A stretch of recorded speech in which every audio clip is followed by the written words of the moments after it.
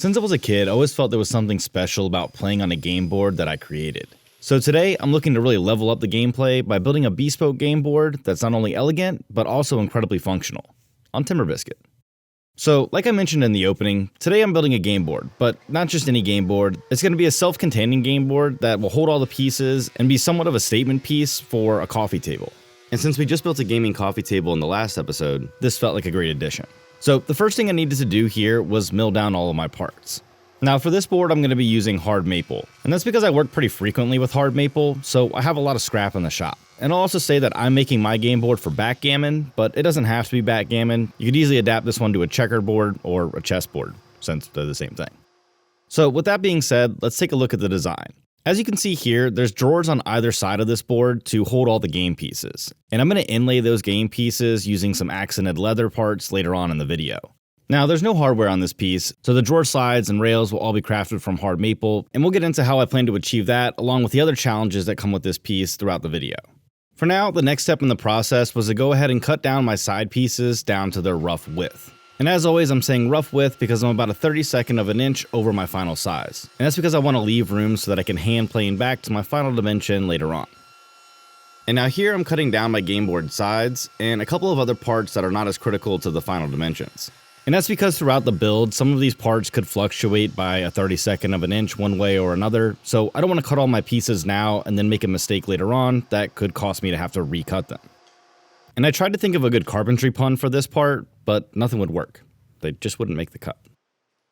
Alright, so back over at the bench, I went ahead and used my number 4 smoother to clean up that fresh cut edge. This will remove any of those saw marks or indentions that may have been left by the saw blade, plus it gives me an opportunity to really inspect my work pieces, since here I'm cutting a couple extras. And that's just a little insurance in case I make a mistake along the way. As you'll see in a bit, there's quite a few different cuts that go into these pieces, so I want to have a bit of a safety net. So with the board sides prepped and ready to go, I could turn my attention to the game board. Now for the game board on this first iteration, I'm going to be building it using some veneer. And I have this book matched maple that I'm going to use for the center of the game board. Now hindsight's 2020, and I did run into some issues with this version of the board, but it wasn't due to the lamination. And I'll go into more details about that when we get there. But for now, we'll pretend that that didn't happen, and I'll show you how I would approach it if I had an opportunity to build this game board again. So the veneer goes together like any veneer would, where I lay everything out and then just use my track saw to cut a fresh edge onto the center of my book matched pieces. Then from there I can use some blue tape on the glue side of the joint to pull everything nice and tight. Once I have my tape stitches in place, I can flip the piece over, then I can use some gum tape to hold that joint tight on the show side of the veneer. Now again, if veneering isn't your thing, don't worry, I'm going to show you how to approach this later on without using any veneer at all. Oh, and if you guys want plans for this project so that you can make your own game board, just let me know down in the comments, and if there's enough interest, I'll put them together. So while the gum tape dries, I'll also like to throw a board over top of the seam, so that it lessens the amount of buckling that might occur from absorption of the water. And after about 30 minutes, I can go ahead and remove the blue tape. From there, I can go ahead and apply some glue to my MDF. Now here I'm using cold press glue because we're going to throw this piece into the vacuum press. But I've also had great results just using standard PVA glue. The cold press glue just dries harder, so there's less creep over time. So what I'm doing first is applying my backer veneer. And the backer veneer here is going to be ukme, which is a cheap way to prevent the board from buckling since we want to make sure that we apply veneer to both sides of our MDF. If we don't do that, the moisture content's going to change and there's likely going to be some curling in the panel. So here I'm just applying glue directly to the substrate and then laying the veneer over top while using some blue tape to hold it in place. The wax paper just prevents any bleed through from getting onto the vinyl bag. And if you'd like to try veneering without the big vacuum press expense, I'll leave a link down in the description to some other vacuum bags that can help you achieve the same thing. And if you don't want to go the vacuum bag route, you could also just use an oversized sheet of MDF and some dumbbells to hold your veneer in place. So there's a couple different ways you could go about it. So with my lamination sandwich using cold press mayo, I guess, into the press, all I have to do is attach the vacuum hose and turn on the vacuum. And once the vacuum has removed all of the air from the bag and I have a good pull of 22 inches of mercury, we can go ahead and leave that in the press for about an hour. And after an hour in the press, we can go ahead and pop the seal. Yep, that's still satisfying. From there I can pull the lamination out of the vacuum bag and then remove the wax paper. Next I'll throw it on some boards to elevate it and get good airflow around the entire piece so that the glue can dry. And this process takes 3 to 4 hours. And then the next day I came back in the shop and used a damp sponge to remove the gum tape. Now here, just be careful that you don't add too much water to the lamination so that it doesn't delaminate. The next step was to go ahead and mark out the final width for my panel. So once I did that, I just used my track saw to cut one clean edge and then take the board over to my table saw to cut it down to its final width. And hey, if you're enjoying this video, make sure you give it a like. It allows the video to spread to more people, and I greatly appreciate your support. It really makes my day, just like the way the earth spins. So with the board cut to its final width, I can go ahead and cut it down to its final length. And to do that, I'm just going to use my crosscut sled. Now, if you don't have a crosscut sled large enough to do this, it may be better just to go back to a track saw or a circular saw. But if you do have a crosscut sled large enough to do this, don't be a reluctant potato. You know, a hesitator. So with the first edge of my board squared off, I could go ahead and lay out that final length. And to do that, I'm just going to use a nice large square. Now when I was marking this off, I realized that I had just enough space to create two boards out of my one lamination. And that was the plan the whole time, but admittedly, it was a bit tighter than I thought it was going to be. So with my board marked out, I could head back over to the table saw and cut it down to its final dimension. From there, I'll just use my random orbit sander to give everything a quick sanding, being sure not to sand through the veneer. And it's important to do this step prior to cutting the grooves into the board sides. This way we know what that final thickness is, and we can plan our grooves accordingly. So next I'll just use my calipers to take a measurement off the thickness of the workpiece, and then use that measurement to set up my dado stack over at the table saw. Now because this panel isn't exactly a ½ inch, and it's in fact a little bit larger, I needed to add a couple shims to the saw. This will get me to that 0.547 width that I need for the dado stack. From there I can set the blade height, and then the offset with my fence. Now because I added those shims, what I'm going to be left with is a small strip down the center of my groove. And that's no big deal, I'll clean that up with a router plane here in a second. What I'm really aiming to do here is just get a nice flush groove across the entire cut. Since there can be a little unevenness to the pressure that's being applied to the board, there are occasions where the groove will be a little wavy in the center, or a little higher towards the ends. And the cool thing about using a router plane to remove that strip is that it also gives me an opportunity to flush up those areas. And in no time at all, we have 6 strips with nice even grooves. And then from there I can head back over to the table saw and use that dado stack to remove about 1/8 of an inch of material from the top edge of that groove. This will give us a thinner reveal around the edge of our game board, and I think it really makes the board look a lot cleaner. And we still get to benefit from the added thickness of the remaining board. Big brain on Brad moment there. From there again, I can take those work pieces back over to the bench and clean up those saw marks using a block plane. Whenever I'm using hand tools on pieces that need to be pretty similar, I try to count the number of passes I'm taking with the plane so that I remove the same amount of material from each workpiece if possible. And then from there I can head over to the table saw once again to cut in the final groove that'll hold in the bottom panel of our box. And I guess that's probably the easiest way to think about this board at this point, is that up to now it's just a box with some grooves in it. Shortly we're going to make some cuts into this box that are going to alter it into the game board that we want, but up to this point you can really think about this as just a fancy box. And if you're enjoying this simple approach to some complex problems, make sure you subscribe. I put out new videos about woodworking projects with tips and tricks all the time, so subscribe so you don't miss the next one. So the last crucial step to crafting our fancy box is to cut some 45-degree miters onto the ends of our workpieces. Now for my design, 2 workpieces are 1/4 inch longer than the other 2, but if you were making this as a chessboard, then you might keep those exactly the same. So once I have my starting miters cut, I can just use a rule to mark out the final length, being sure to give myself a few indicator marks to know which side of the blade I need to align that mark with. And then from there I'll just clamp down a stop block onto my sled and cut my workpieces to their final length. And I absolutely love this part, because nothing warms me more than a 90-degree corner. So with my corners all cut, I can attach them together using some blue tape and then fit them around my panel and get the first glimpse at how everything comes together. Now if you're approaching this type of problem and your miters are pushing out a bit, there's a good chance that your panel is just a little too wide. So to fix that, just remove a little material from either side of your panel, but don't go overboard. But since my miters were looking spot on, I could go ahead and cut the center divider for the backgammon board. Now I did have to sneak up to this fit to get it just right, so here I just took my time to make sure that it was nice and snug. Alright, so next I was on to one of the more complicated parts of the build, and that was to notch out my side panels for the drawers. So I decided the best way to approach that would just be to use my bandsaw. And I used my fence as a stop and then connected another magnetic stop to make sure that the depth of the cut was the same on all my panels. And once I had my 2 endpoints set, I could just freehand hogging out the remaining material. Here, I was just careful not to cut into my line. Now, since my drawers are going to slide through these notches, in the places where I need to, I didn't worry about cutting into that 1/8 inch notch, since I have to flush it up anyway. Instead, once I have the majority of the material removed, I just reset my fence so that it would cut right along the edge of my drawer top. Then from there, I can just ride along the blade and flush everything up. All I have to do is nudge the fence over a bit, and then I can use the blade to remove the remaining material. Now, at this point, my notches aren't going to be square. So back over the bench, I just used my 1/8 inch router plane blade to clean up that edge. If I had an 1/8 inch chisel, this would have been its time to shine, but unfortunately, I lack that in my collection, so the router plane blade just had to make do. And once I had those notches squared off, I could grab some sandpaper and clean up the saw marks that were left from the bandsaw blade. Here I just kept things light so I didn't alter the shape of the edge. Next, it was on to making my game pieces. And to make those, I'm going to use my CNC. Now here my game pieces are going to be cut with a relief so that I can inlay them with some leather accents later on.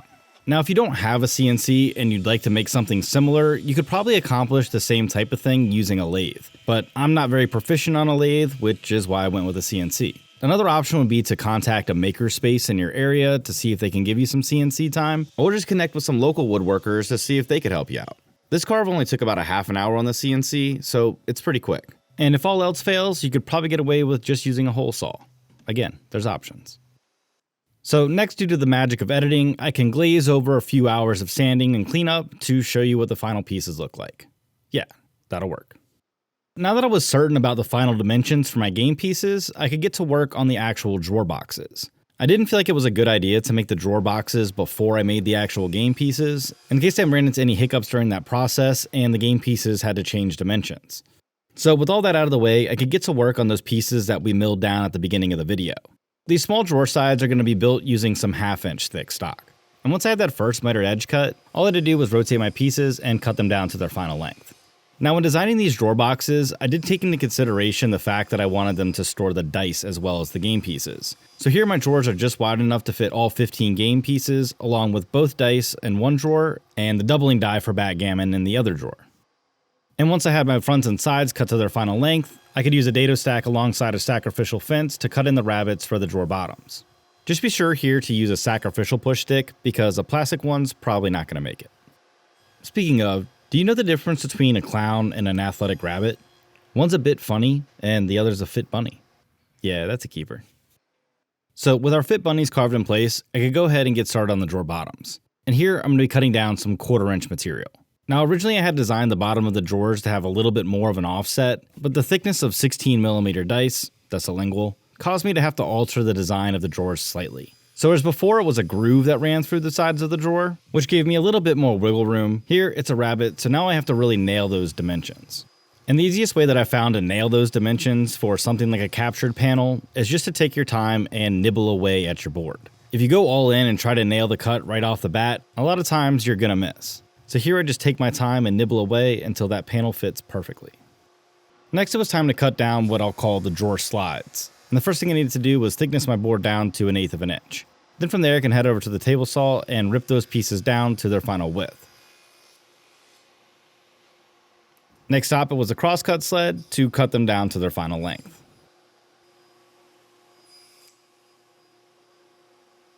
Then I could bring those pieces back over to the bench and check their fit. Here I'm aiming for things to be dead on so that I can use my hand plane to clean them up later. And since that's looking pretty good, let's go ahead and move on to the bottom. So the first thing I needed to do was just take a measurement off the inside of my groove to the edge of my drawer box opening. Then from there I can take that measurement over to my table saw and rip down 2 of my boards to that final width. And for this section, I am going for the final width. And that's because we're going to treat this bottom panel a lot like we did the top. So we're aiming for things to be perfectly centered. And if we dramatically alter any of those dimensions now, it's going to translate to our drawer boxes, and I don't really want to battle with that. Instead, if I aim for that final dimension and I end up having to sand or plane back a little bit, it's just going to give me a little bit more space for those drawers to fit, and in all honesty, I'm going to need to do that anyway. I definitely don't want a repeat of when I made that wood car, and it wouldn't go. So with my bottom panels, along with my support rails all cut out, I could go ahead and test fit my bottom panel. Now here I'm just going to use some blue tape to hold that center panel in place, and I'll keep this here until I do the glue up. Speaking of the glue up, let's go ahead and do that now. And in the interest of saving time, let's go ahead and speed things up. Now, the first thing I needed to do was glue up both of my boxes, and to do that, again, I'm just going to use some blue tape to hold everything in place. Once I have my boxes assembled, I can flip them over and attach those top rails. And then from there, just use some parallel clamps as well as a caul to glue up that bottom panel. And there you have it, about 3.5 hours and 15 seconds. You're welcome. So with the glue dry, I could take the drawer boxes back over to the bench and use my block plane to clean them up. Now, I really love using hand planes for finish work, but I know some people prefer to use sandpaper because they're not as comfortable with planes. And that got me thinking about what you guys use. So let me know down in the comments if you prefer a plane or sandpaper for finish work. And if you start your comment with plane or sandpaper, I'll reply to you guys first because as always, I know you're paying attention. So with the drawer slides cleaned up, I could go ahead and get started on the rails that those drawer slides are going to slide along. This will also stop the drawers from racking as they're being pushed and pulled, and overall give our drawers just more stability. So once I had those rails taped in place, I went ahead and put the entire game board together one more time so that I could test the fit of both drawers. And with everything looking right, I could go ahead and glue those rails in place. And I forgot to mention it earlier, I did cut that center rail a bit longer so that it can run along the length of the panel and help keep things flat. While it's probably not 100% necessary, I figure it can't hurt. And with the glue dry and it out of clamps, we can get a nice X-ray vision view of the action. Oh yeah, she nice. Next it was time to mix up the ink that I was going to use for my game board. So here I'm going with some bright greens and some bright oranges, again to accent the color of my leather. I also made sure to use some transparent base so that I could see that wood grain through the ink. So earlier in the video, I mentioned that things went awry with my first iteration. And unfortunately it did involve those laminated panels I made. For whatever reason, the vinyl I was using was just getting way too much bleed through and I wasn't getting crisp lines for my print. And that was my mistake for not testing out that printing method thoroughly enough before trying it on a project. So unfortunately, I had to scrap my first laminations. So instead I used some maple plywood that I cut down to size, then ran through my drum sander to get to the appropriate thickness. From there I used photo emulsion on my screens, which is a process that I'm more familiar with, and the screens turned out perfectly.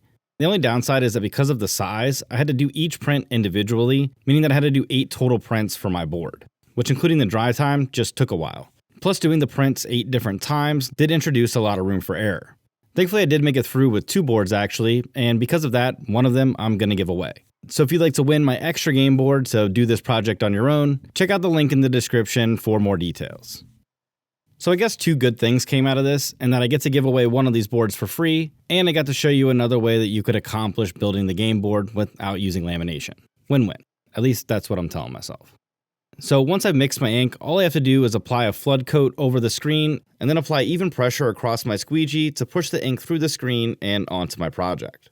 And from there I waited about 15 to 20 minutes between coats, since the coats are pretty thin and the ink dries pretty quickly on wood.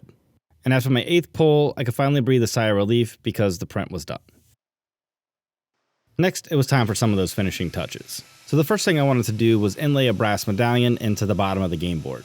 I used this on the last game table project, and I thought it looked really professional, so that's the way that I'm going with projects from here moving forward.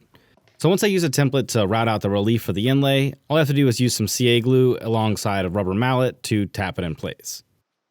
And then from there, it was on to the finish. And for the finish on this one, I'm going to be using a spray lacquer. I have a HVLP spray gun, but this spray lacquer from Deft works really well for small projects. And in my experience, leaves a really solid finish. So while I wrap up the finish and the final glue up, let me take a quick moment to say that if you guys are enjoying these projects and you want to support the channel, I'd love to invite you to join my Patreon. There you'll get discount codes on plans and merch and invites to the Discord server where I host live chats and we're always talking about woodworking and woodworking projects, plus some other free stuff and behind the scenes footage. So if that sounds like something you'd be interested in, be sure to check out the link in the description. I'd love to have you on board. And as always, to you guys who have already joined, thank you so much for your continued support. Your donations go directly towards making these videos, which I'm so grateful for. So thank you.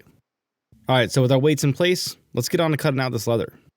So when I was designing and making the game pieces, I knew that I wanted to inlay some leather into the tops of the pieces. So with that in mind, I purchased this 25mm punch to punch out all my circles. This way everything stays consistent and we can make them nice and crisp. So once I had all my circles punched out, I could move on to cutting out the leather for my pull as well as the bottom of my drawers. So while I went with brown leather for the pull, I'm going to alternate the green and the orange leather for the drawer bottoms, which I think will be a fun surprise when you pull open the drawers. And to stick all those leather pieces in place, I'm just going to use rubber cement. To do that, all I need to do is apply a thin coat to both my leather as well as my wood pieces, and then wait about 25 minutes for them to dry. Here I was just careful not to oversaturate and get any pooling in those game pieces, because that might affect the fit for the leather inlays. Oh, and when you're working with contact cement, be sure to have good ventilation. So after the 25 minutes was up, I could go ahead and pop in those leather inlays. Now here I was just super careful not to pinch any of those sides, and I found that a wooden dowel helped to give me good pressure across the entire inlay. Once I had all 30 game pieces inlaid, I could go ahead and pop the leather in for my drawers. The main thing to watch out for here is just to make sure that you start in a corner, so you don't prematurely attach your leather to the drawer, making it crooked. From there, all that was left was to attach the pole, and then pop the drawers in place. So hey, let's check out those glamour shots. You know, it's funny. I don't think that it would be an exaggeration to say that this is one of the most challenging projects I've ever built. And I feel like that's true whenever you have to build something small where every little piece matters. And that might even be more inflated when it's a project that people are going to interact with regularly. When you think about a board game, you think about the way it feels. You think about the way it looks. And there's such nostalgia surrounding it that any imperfection is almost glaring. In all honesty, this project was an exercise in perseverance for me personally. And seeing it completed is just so rewarding. I couldn't be more happy with the way the print, the drawers, the miters, or even the game pieces turned out. Everything feels cohesive, like it was supposed to be there, which for a project like this one really does matter. And if you enjoyed this build and you want to see more like it, check out this video over here next. Subscribe so you don't miss the next one, and as always, I knew this would work, and I'll see you next time.